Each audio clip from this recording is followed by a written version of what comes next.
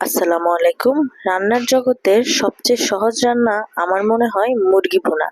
তাই আজকে আমি দেরি না করে আপনাদের কাছে নিয়ে এসেছি মুরগি ভুনা রেসিপি। এখানে আমি 1 কেজি কক মুরগি নিয়ে নিয়েছি। মুরগিগুলো কেটে ধুয়ে ভালো মতো বেছে নিয়েছি। এখন আমি কড়াইয়ে একটি প্যান বসিয়ে নিচ্ছি। প্যানটা গরম হয়ে এলে এতে আমরা অ্যাড করব 1/3 কাপ রান্নার তেল।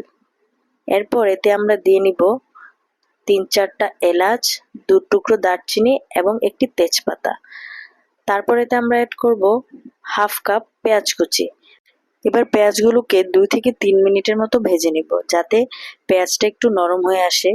এরপর আমরা এতে অ্যাড করব 1/2 টেবিল স্পুন লবণ। তারপর আমরা এতে অ্যাড করব 1 টেবিল চামচ রসুন বাটা, 1/2 টেবিল চামচ আদা বাটা। এই দুইটা উপকরণ একটু মিক্স করে নিব। তারপর অল্প একটু পানি দিয়ে মশলা দুটোকে কষিয়ে নিব 4 থেকে 5 মিনিট।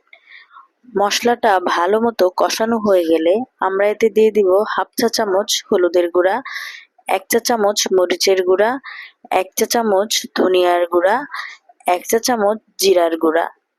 এই শুকনা উপকরণগুলোকে একসাথে মিক্স করে অল্প একটু পানি দিয়ে ভালো মতো কষিয়ে নিব 4 থেকে 5 মিনিট। 4 থেকে 5 মিনিট পর মশলাটা ভালো মতো কষানো হয়ে গেলে আমরা এতে দিয়ে দিব মুরগির মাংস। মুরগির মাংসটা দিয়ে এটাকে ভালো মতো নেড়েচেড়ে ঢাকা দিয়ে রান্না করব 10 থেকে 15 মিনিট। 10 থেকে 15 মিনিট পর আমরা ঢাকনাটা তুলে এগুলোকে ভালো মতো নেড়েচেড়ে দিতে হবে যাতে মাংসটা নিচে লেগে না যায়। যদি মশলাটা লেগে যায় তাহলে খেতে ভালো লাগবে না। আবার এটাকে 4 থেকে 5 মিনিট ঢাকনা দিয়ে জাল করে নিব। 4 থেকে 5 মিনিট পর এতে আমরা অ্যাড করব 1 টেবিল স্পুন টমেটো সস।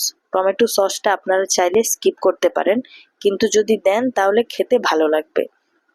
এরপর আমরা এতে অ্যাড করব 2 কাপ পানি যাতে মুরগিটা ভালো মতো সিদ্ধ হয়ে আসে। এরপর আমরা এটাকে ঢেকে দিয়ে রান্না করব আরো 7 থেকে 8 মিনিট। এরপর ঢাকনাটা তুলে এতে আমরা অ্যাড করে নিব 4 থেকে 5টা কাঁচামরিচ। কাঁচামরিচটা দিলে মাংসটাতে একটা ভালো ফ্লেভার আসবে। একই সাথে আমরা দিয়ে দিব 1/2 চা চামচ পাঁচফোড়নের গুঁড়া এবং 1/2 চা চামচ ভাজা জিরের গুঁড়া দিয়ে আবারও জাল করে নিব 4 থেকে 5 মিনিট যাতে মশলাগুলো ভালো মতো ঝোলটার সাথে মিশে যায়। সেই সাথে হয়ে গেল আমাদের মুরগি ভুনা। রেসিপিটা ভালো লাগলে অবশ্যই বাসায় ট্রাই করবেন। ধন্যবাদ সবাইকে।